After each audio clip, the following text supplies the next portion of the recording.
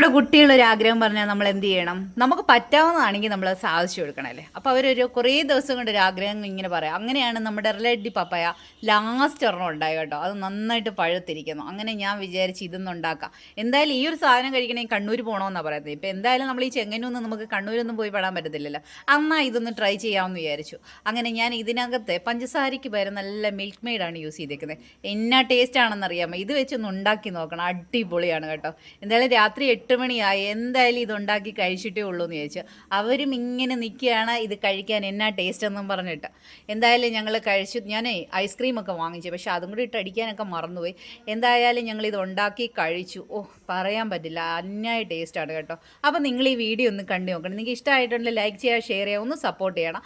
അതുപോലെ ഇതിൻ്റെ full length ആയിട്ടുള്ള വീഡിയോ നാളെ 6 മണിക്ക് അപ്ലോഡ് ചെയ്യുന്നതാണ് കേട്ടോ. അപ്പോൾ നിങ്ങൾ ഈ വീഡിയോയും കൂടെ ഒന്ന് കണ്ടു നോക്കിയതിന് ശേഷം ഒന്ന് സപ്പോർട്ട് ചെയ്യണം. അപ്പോൾ ഇത്രയേ ഉള്ളൂ. ടാറ്റാ, okay, bye bye, see U.